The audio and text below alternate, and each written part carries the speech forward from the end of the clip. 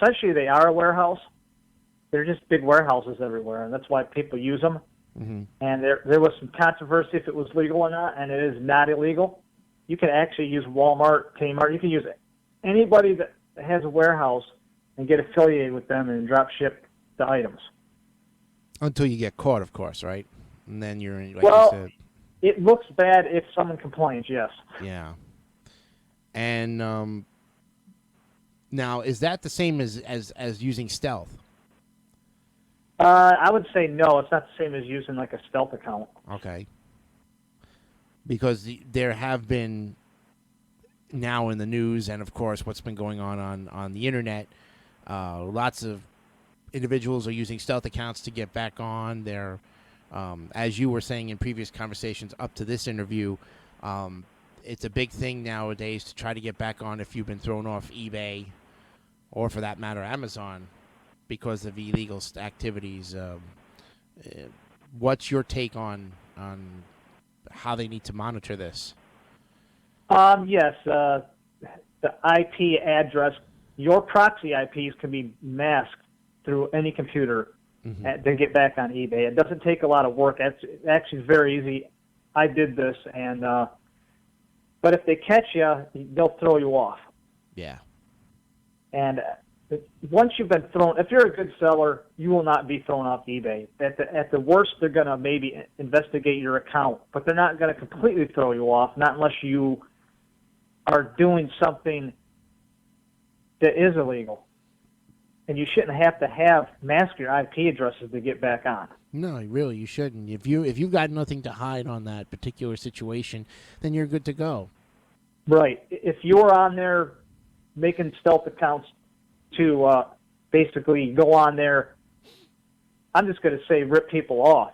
Right. In that manner, then yeah, you're going to keep. You're going to be suspicious no matter where you're at. So let's move into the YouTube situation. How many YouTube channels did you make in the amount of time, and how long have you been on YouTube? Actually, I've been on YouTube for about 2.5 years. Okay. And in that short amount of time, how many channels have you had? Okay, I have had at the most, about 10 channels. Mm-hmm. But I've been thrown off a lot because I got involved in doing things I shouldn't be doing. So either from, do you know who threw you off, or because of what you said? What were the situations at hand here? You'll get thrown off if someone doesn't like your video, or say you copyright some material. Mm-hmm. You can get naturally thrown off YouTube. YouTube itself has bots that will catch things and throw you off. Right. Or the community itself that follow you will say, hey, we don't like you for what you're doing. We're going to flag your account, and you're going to get shut down. Right. And then there's this thing about mass flagging with fake channels. Have you noticed that in the last, I would say, year and a half? Oh, definitely. Mm-hmm. Oh, yeah. My stuff's been getting flagged quite a bit. But it's interesting to note that you don't know who really is doing the flagging, because in the emails that Google or YouTube has sent you, they're not really telling you who did the flagging. No, they actually don't. Not unless somebody puts in what's called a full DMCA claim. Right. And then you'll get the notice from who sent that out. And we all know that there's been some false ones filed out there. Oh, yes. Yep, there has been, and I've gotten a few of them from a certain individual. Which we're going to talk about right now. Right. We are going to name him, but in the process, we're going to name him as Ebayisajoke. And right. You know him very well. We all know. And for those who are listening out there, know who we're talking about, okay? Feel free to, in the social stream box, friends, if anyone's listening, type some of your questions so that way we can get some questions to Keith. And this is the next half hour is going to be pretty much open questions. Now, first question I have for you, Keith, is how did you get involved with this masked man? Because we all know about Ebayisajoke's identity. We know he wears a mask. We know what he does on eBay and Amazon. And how did you wind up talking to this person, or meeting him, or how did it all start? Okay, here's how it initially started, basically with me. Mhm.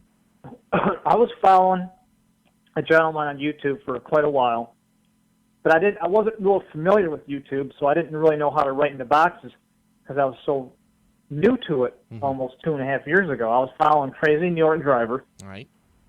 Okay, and then I found out he was real good with eBay and helped people with eBay. Because I wanted to get my accounts situated on eBay and be a better successful seller and get in with people that I could generally have a general interest with. Right. Nothing wrong with that. Right. And then one day, my account got shut down, my eBay account. Ooh. That was around 2010. How did it get shut down? It was suspicious activity from selling too many things too quick. Ooh.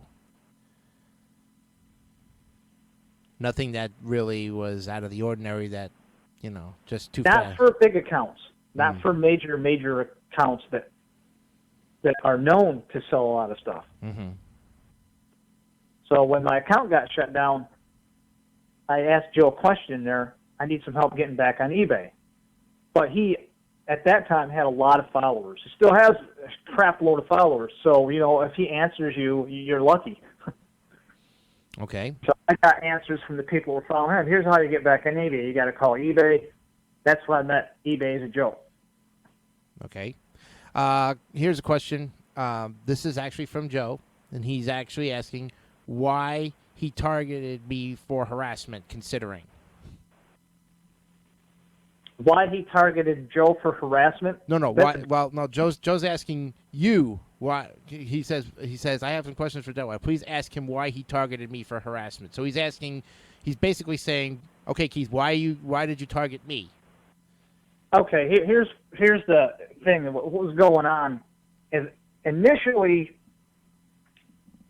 when I met Ebayisajoke, he was going to help me get back on eBay, not with stealth. Okay, this is way before then. But he said that this seller, Crazy Driver, was screwing people on eBay, and he started giving me all of this information, showing like on Tool Hoss and other selling platforms that this guy was actually getting him thrown off. Mm-hmm. And that he wanted help basically to get the information out on Crazy Driver that he was what's called not a false seller on eBay, but what do you call it? That he was illegally getting his accounts. What do you call it? I don't even know what you call that. Well, from what I know is the stalker or Ebayisajoke was illegally bidding on Joe's stuff and not paying for it. And of course, he denies the fact that he was doing this, but he used the stealth accounts. Joe has all the information, and now that Joe's putting it out there, now Ebayisajoke is saying, no, I couldn't have done that. There's no way he could possibly have traced it. Hello? Yes, you can. Yes, you could trace it with any account, honestly, if you get with eBay. But I went against Joe because of the stuff that he was showing me, and then stuff that what Joe was saying back when he first started doing YouTube videos. Right. I mean, I didn't even go back that far. I didn't have no idea at that time that Joe's been on YouTube for a long time. Yeah, Joe's been on for 7 years with his eBay videos, right.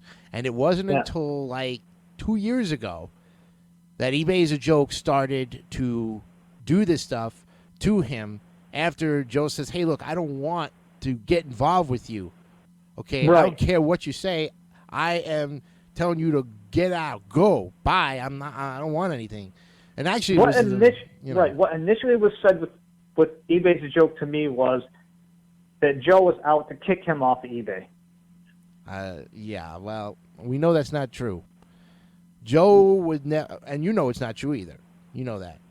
But here's the thing: Joe did not want to Right. In involve the himself. beginning, right. Yeah, exactly. But yes, that's exactly it. I mean, if you heard it from the masked man himself, then surely. But we all know that Joe would not elicit any kind of sabotage on anybody. Exactly. Well, and this is what started me going with Ebayisajoke primarily because I wanted to know what he was doing because in the background from what he said that Joe was doing, some of it made sense because he showed me videos about some of the things about some other eBay pirate guy and then show baiting accounts and he was showing me all these videos. I was like, well, it's possible. He's like, well, I need help getting this guy off eBay. I was like, well, for what reason? Yeah. What reason do you need my help to go after eBay? It's like this is one seller when there's thousands of sellers on eBay. Yeah. Why I was thought he? that's what your forums were about, and then I found out later his forums weren't about anything other than eBay except Joe. Yeah. Or Hubcap Joe's. Hubcap Joe's. Yep. And then Joe says you did report him for something. Do you recall what you reported him for when you were still on the jokester side? Yeah, here's what I can actually explain that. Okay, go ahead. Okay, Ebayisajoke said that they know your account and they're starting to report your stuff. And he actually gave me some accounts that said that they were reporting my stuff because every time I put something on my eBay and to sell it, someone kept reporting my stuff, and they would say, "Okay, your item's suspicious. It's been taken down." I mean, this happened 10 times in a row, so I stopped selling on eBay. Mm-hmm. So Ebayisajoke came in and said, "You know, it's not. It's Joe's crew doing it." Well, yeah, of course. And later, I found out when Joe was talking about fake accounts, of how to look at fake accounts, of who's doing stuff. Then I was looking at the accounts that were doing it were all new accounts. Right. Okay? Not one account was Joe's or anybody that he knew going in there and bidding on my stuff or stuff like that. And surely Joe only has one account on eBay. Why would he have multiple accounts? He doesn't even know. He doesn't even know how to do multiple. He wouldn't do that because he's so high in his status. Exactly. That's right. So then I started following Ebayisajoke to see how far he would take all this stuff. Mm-hmm. And yeah, I made some explicit videos, some rude videos, but I would not put stuff out on the internet about people. Like I didn't write articles. I just did YouTube videos. Right. Some very rude ones. Mm-hmm. And on me too, but we've gotten pretty well acquainted, and you've apologized to me. You've also made apologies to Joe in a nice video, and to Jason Kelly as well. Right. I mean, yeah, I do apologize. I mean, I was being stupid, and I realized that following someone that is causing harassment is not the right way to go. Right. And following his lead, saying, okay, well, we're going to harass all these people until we find out who they are. That's what he was having me do. He's like, well, we need to harass them so we can catch them. You need to make these videos so when they complain about your YouTube video for harassment, we can catch them and find out who they are.